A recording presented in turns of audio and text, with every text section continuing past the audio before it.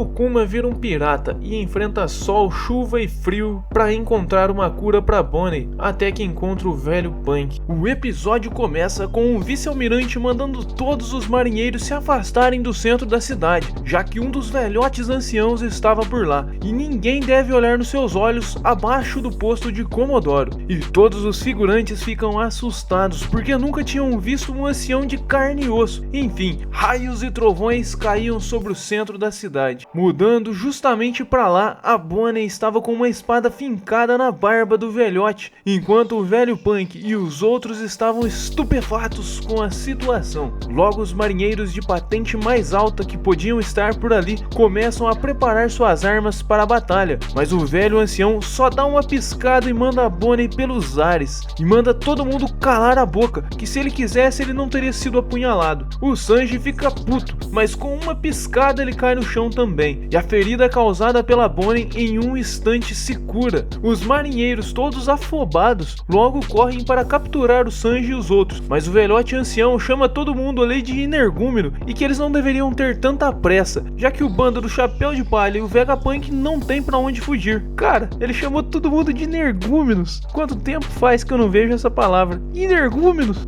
One Piece é único, viu? Mas enfim, São Saturno chama o Kizaru de preguiçoso, e o tio Borsalino diz que não vai conseguir se mexer por um tempo. E enquanto isso, o Luffy, coitado, parecia uma mecha seca, mas o ancião ia finalizar o Luffy, e bem na hora o Frank acerta um potente de direita no próprio Luffy e tira ele da mira do ancião. E nisso o velho ancião diz que a participação dos piratas nessa batalha foi algo inesperado, mas que seria impossível que eles escapassem da ilha, porque a ilha está toda cercada por vários navios da marinha. E ele ainda agradece o velho Punk por todas as suas contribuições, mas diz que todos ali vão pro caixa-prego com paletó de madeira na cidade dos pés juntos, deitados na horizontal. Cara, que bobeira.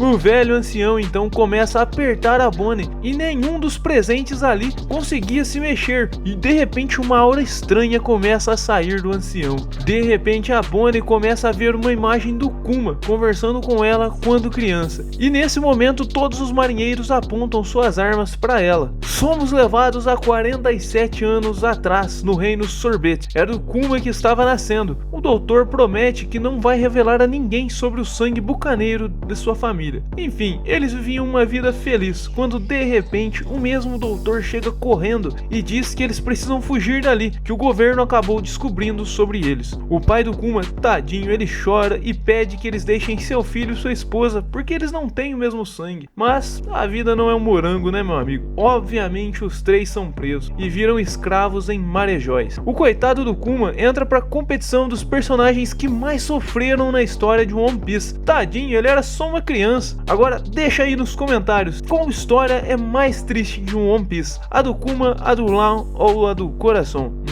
Difícil, né? Me fala aí que eu quero saber a sua opinião.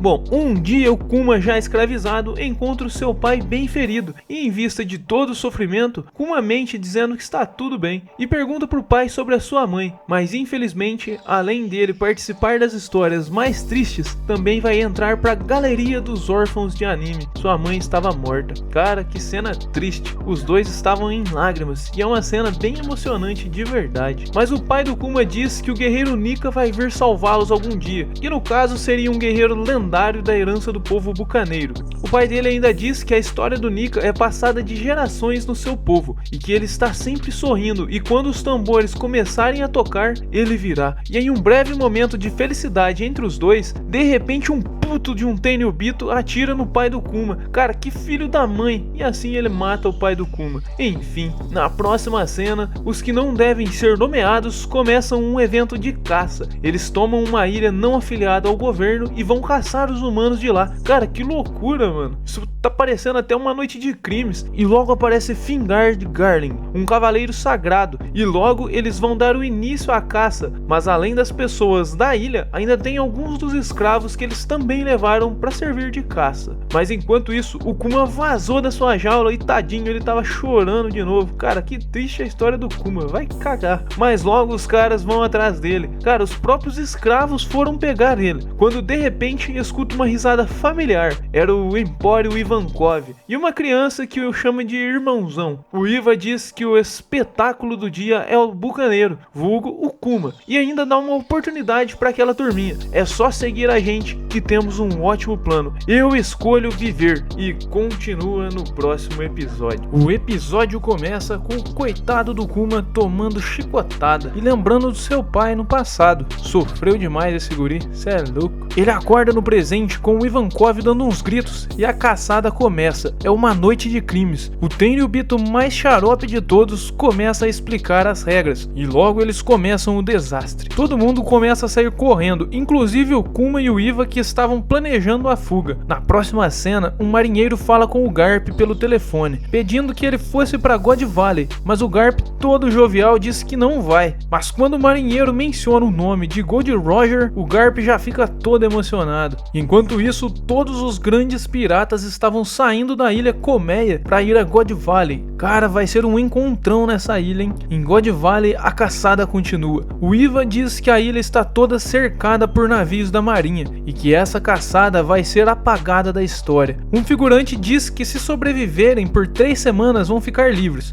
mas o Iva diz que é tudo historinha, que eles dão esperança às pessoas porque assim a caçada tem mais graça. O Sr. Garlin já estava na frente. Esse sujeitinho me lembra muito um pirata ruivo, por que será, hein? Enquanto isso, o Iva e a Guine estavam pondo o plano de fuga em ação. A Guine estava manipulando informações. Ela disse que os prêmios da competição eram a chave do plano, uma fruta que te transforma em dragão mitológico azul e a fruta da pata, mas eles não conseguiriam chegar nem perto das frutas com toda a segurança. Daí vem a segunda parte do plano. 2 semanas atrás, a Guine vazou as informações sobre a ilha e sobre as frutas para todos os piratas, e com isso logo a ilha iria ficar uma loucura, e aproveitando de toda a loucura, eles deveriam pegar as frutas e comer para usar elas e fugir da ilha. O Kuma ia fazer um show de talentos para distrair os cabeçudos, e enquanto isso os outros iriam tentar pegar as frutas, e todo mundo fica com os olhinhos brilhando pelo plano. E nisso os piratas rockers chegando, derrubando os navios da marinha e fazendo um caos. Cara, e que tripulação de respeito essa, hein? Primeiro Barba Branca com a Stussy no ombro, depois a Gloriosa, que é aquela velhota da Ilha das Mulheres, e em seguida também vem o Chique Leão Dourado e a Big Mom falando que ia pegar as 2 frutas pra ela. Na sequência o Kaido e o Capitão John. Cara, que bando de piratas era esse? E com isso os cabeça de astronauta já fica tudo em choque, gritando com os marinheiros que se acontecesse alguma coisa eles estão ferrados. E de repente aparece ninguém mais, ninguém menos que o Roger e o seu bando para completar o evento. E os Cavaleiros Sagrados começam a organizar os soldados para proteger os cabeças de astronauta. Era pirata lendário para tudo que é lado, cê é louco. Os marinheiros começam a ficar em choque quando de repente chega também o vice-almirante Garp perguntando do Roger. Cara, que fixação que é essa? Cê é doido, hein? Enquanto tudo isso acontece, a molecada tava saqueando todas as caixinhas de prêmios e eles até acham as frutas, mas em seguida a Big Mom aparece dando uma paulada no Iva, e quando ela ia pegar o Kuma também, o Iva segura a perna dela e mandou o Kuma fugir dali correndo. O Kuma desesperado engole a Akuma no Mi de uma vez, e nisso o velhote ancião São Saturno já dá uma bifa no coitado e manda ele no chão. God Valley estava um caos, mas esse incidente desapareceria da história da humanidade. Bom, o governo gosta de apagar as coisas da história nesse desenho, né? O Iva, o Kuma e a Guine aparecem depois no Reino Sorvete, na antiga casa do Kuma. Ao todo, eles conseguiram salvar 500 vidas desse incidente. O Iva diz que as mãos do Kuma libertaram pessoas. Enfim, o Iva se despede e diz que vai para o mar, e a Guine diz que vai ficar até decidir o que fazer. A Guine diz que precisa cuidar do Kuma, já que ela é mais velha, mas no primeiro serviço ela já se quebra no chão. Então o Kuma chegou e fez todo o trabalho pesado. A ideia era cortar lenha e vender. Chega de comer lixo ou roubar para comer. De repente uns meninos começam a atacar pedra no Kuma. Cara, ele não cansa de sofrer, tá doido? E logo a Guine dá uma surra nessa molecada, mas o Kuma é muito bonzinho. Cara, se esse aí não for pro céu, ninguém vai. Enfim, O Kuma curou os meninos e eles fizeram um clubinho do Kuma. Enfim, os dois estavam livres. E que momento triste. Os dois choram bastante e continua no próximo episódio. O episódio começa há 30 anos no reino Sorbet. O jovem Kuma virou um curandeiro da ilha e tava cuidando da véia arada tudo. Ô dor nas costas, eu queria um Kuma aqui pra cuidar da minha dor nas costas. Kuma tinha 17 anos e era querido por todo mundo. Já a Guine espantava todo mundo porque ela queria cuidar do Kuma, mas o povo gostava dela mesmo assim. E assim passavam os dias, mas o reino Sorbet tinha um rei tirano que estava aproveitando dos pobres e idosos, enquanto lambia os cabeça de astronauta dos Tenryubito. No fim do dia, o Kuma acaba ganhando umas marmitas de comida, e não tem comida melhor que a comida de vó, certo? Certo. Bom, já à noitezinha, o coitado do Kuma, que já não sofreu demais, tem que absorver toda a dor dos velhinhos pra si mesmo, porque do contrário a dor volta pra eles. O nosso ursão fica até de cama, e a Guine não quer que ele faça mais isso, mas o cara tem um coração do tamanho do mundo, esse vai direto pro céu. Enfim, eles vão comer as marmitas que ele ganhou. O tempo foi passando e a vida tava boa até demais, e quando o Kuma tinha 22 anos, do nada, a Guine teve uma ideia e disse que eles devem se casar, mas mesmo querendo, o Kuma acaba falando que não, ele ainda estava traumatizado com o que aconteceu com a sua mãe e quer proteger a Guine também. Daí ele muda de assunto e mostra o jornal para ela, onde o Dragon e o Ivankov estão salvando as pessoas ao redor do mundo. E é isso que o nosso ursão quer fazer também. De repente uma turma chega com uns peixes para eles e a Guine tá com uma bacia na cabeça dele. Realmente ela tava um pouco brava, mas estava tudo em paz. Mas um dia aconteceu um incidente. A mando do rei babaca, os soldados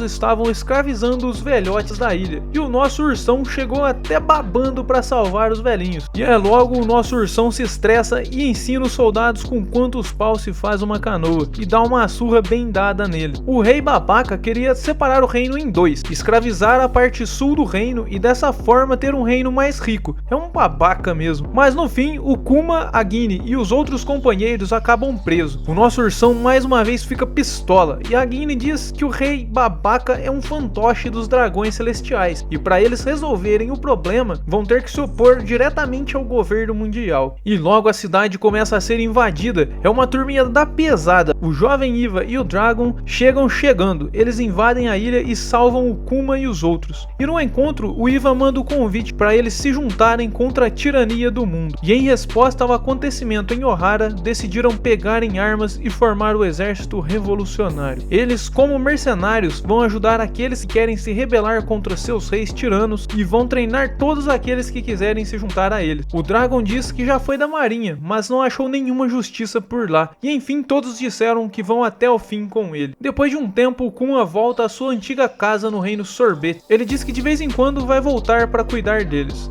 Em outro lugar, a Guine, que já era capitã, estava toda contente, porque ia encontrar com o grupo do Kuma de novo. Mas do nada alguém se aproxima e a notícia que surge é que a Guine foi capturada. E continua no próximo episódio. O episódio começa no QG do Exército Revolucionário. Eles estavam solicitando ajuda para os rebeldes que estavam sendo derrotados no Sult Blue, mas o Iva diz que eles não poderiam ir, porque estão transportando muitos feridos do reino de Goa. É aí que o nosso ursão entra em cena. Ele diz que vai lá resolver, mas o Iva diz que ele anda se arriscando muito. Os rebeldes já estavam no fim, mas logo o Kuma chega e ele tava pistola. Ele fica lembrando da Guine. Um dragão celestial sequestrou ela para ser sua esposa. O Kuma chega dando uma surra nos soldadinhos, mas eles eram muitos, mas a raiva que o Kuma estava sentindo era muito maior. Ele usa seu choque do urso e faz um estrago na cidade. O nosso ursão derrota todos os inimigos e todos os guerreiros ficam contentes porque enfim, depois de 3 anos de luta, estão livres. O Kuma, tadinho, fica parado em lágrimas, lembrando do dia em que a Guine foi levada. Ele liga pro Dragon e diz que está cansado e que vai pra casa. Tadinho. Passados 2 anos desde que a Guine foi levada, ela aparece em um barquinho no meio do mar, cheia de cristais pelo corpo e com uma criança. De repente o Iva aparece correndo, dizendo pro Kuma que receberam uma ligação da Guine. Eles ficam contentes, mas ela diz que ficou doente e descartaram ela. O Kuma fica emocionado e quer vê-la. E fruta que partiu, que cena triste de novo, velho. Ela diz que está morrendo e fala pro Kuma não ir vê-la de jeito nenhum. Mas o Kuma já imagina o único lugar que ela voltaria e sai correndo. As últimas palavras dela foram: Kumashi, vou te amar pra sempre. E morreu. O Kuma chega correndo na igreja, mas já era tarde demais. Com muita tristeza, ele a pega em seus braços. A doença cobre sua pele com cristais, e quando exposta à luz natural, a pele fica dura como pedra. O Kuma começa a lembrar do passado. E caramba, eu queria saber o que o Oda tem contra o Kuma. Vai inventar sofrimento assim pra lá, tá louco? Ele fica em prantos. De repente ele escuta o choro de uma criança. A Guine enfrentou o oceano para chegar até ali e proteger essa criança. O nosso ursão então promete que vai criar a criança e faz um enterro digno pra Guine. O tempo vai passando e o Kuma foi aprendendo a cuidar da criancinha enquanto as velhinhas só gritavam com ele. A menininha estava crescendo rápido, até aprendeu a falar papai e estava dando tudo certo. A Bonnie já estava bem grandinha. O Kuma até voltou a lutar e temos até um breve momento do Sabo no episódio. Depois de um tempo, o Kuma volta pra casa, mas a Bonnie estava com umas pedrinhas no rosto. E eu já disse que a vida não é um morango pro nosso Kuma. No outro dia, ele estava pregando todas as janelas de casa para não entrar nenhuma luz natural. Vários e vários médicos vão lá para avaliar, mas ninguém nunca nem tinha ouvido falar de tal doença. O Kuma então decide sair do exército revolucionário para cuidar da pequenininha. E ela era um demoninho de arteira, igual a Guine. E enquanto isso, o coitado do Kuma sofrendo como sempre. A Bonnie disse que se pudesse ir viajar, gostaria de ir para a Ilha do Céu, porque lá fica mais perto do sol e talvez dê para encontrar o Nika. Daí do nada o Kuma começa a fazer aquela dancinha do Nika. Paizão ele, viu? Eles se divertem bastante. No outro dia ele recebe a visita de outro médico, que diz que essa é uma doença incurável, que se chama escamas de safira, e que a Bonnie viveria no máximo mais 5 anos. Quando o Kuma vai entrar, já leva um sustão da Bonnie, e ela diz que ouviu tudo. E o Kuma já fica engasgado, e ele não consegue dizer a verdade. Ele diz pra ela que a doença vai ser curada quando ela fizer 10 anos de idade. Ela fica super contente que vai melhorar. E mais um ano se passou, e o Reino Sorbete estava em apuros de novo. E os velhinhos aparecem pedindo ajuda do Kuma novamente. Aquele rei babaca disse que ia queimar todas as pessoas vivas. O Kuma fica pistola e continua no próximo episódio. O Reino Sorbete estava totalmente em chamas, e o Kuma dando uma de bombeiro e salvando a galerinha da cidade. Eles falavam pra ele parar, mas ele se comoveu com o choro dessa garotinha, então ele sai correndo. Enquanto isso, o rei babaca continua babando nos Tenryubito. Tacou fogo na cidade só pra receber elogio. Cara, carente, viu? O povo que ainda tinha coração se manifestou na frente do palácio pedindo pra apagarem o incêndio, mas o velho rei manda atirarem neles. E nessa hora, o Kuma aparece com uma cara que daria medo até no próprio capeta. Ele amassa os soldadinhos da porta, e lá dentro não sobra ninguém. O rei babaca tava se arrastando de medo. Ele fala que vai dar toda a área queimada pro Kuma, porque já tinha tirado todo o lixo humano de lá. E meu amigo, nessa hora o Kuma lembrou da menininha chorando por causa da mãe. Ele tava tão furioso que já tinha mandado o rei pro caixa-prego só em pensamento. O rei dá uns tirinhos no Kuma e não faz nem cócega. O Kuma então caminha pro lado dele e prepara o choque do urso mais poderoso que ele já fez, e destrói o palácio inteiro. Esse episódio ficou conhecido como a Revolução Solitária do Reino Sorbet. O caso chegou até o governo mundial. O povo tava feliz pra caramba e pediram que o Kuma se tornasse o novo rei. Ele aceitou, mas continuou morando na velha igreja. De repente a Bonnie já era uma moça e estava se exercitando, e todos ficaram assustados achando que ela era a Guine, já que ela estava adulta e não tinha nem percebido. Mas de repente ela fica criança de novo, e todos ficam chocados em saber que era a Bonnie mesmo. O Kuma até desmaia de susto, e o pessoal acredita que seja uma Akuma no Mi. Um velho pesquisa e diz que deve ser a fruta da idade. A Bonnie tenta fazer de novo, mas não consegue. De repente alguém bate na porta e a Bonnie vai atender. E esse cara pega uma velhinha e acha que foi a Bonnie que se transformou. Na porta era o Bulldog, um antigo rei que estava ajudando o Kuma a cuidar de tudo. No jornal, o governo disse que o Kuma incendiou a vila e roubou o trono à força. Eles disseram que o rei babaca e os Tenryubitos estão preparando navios de guerra para retomar o reino. Mas o nosso ursão disse que eles podem vir, que ele vai quebrar todo mundo de novo. Do nada a Bonnie ficou grande de novo e logo ficou velhinha.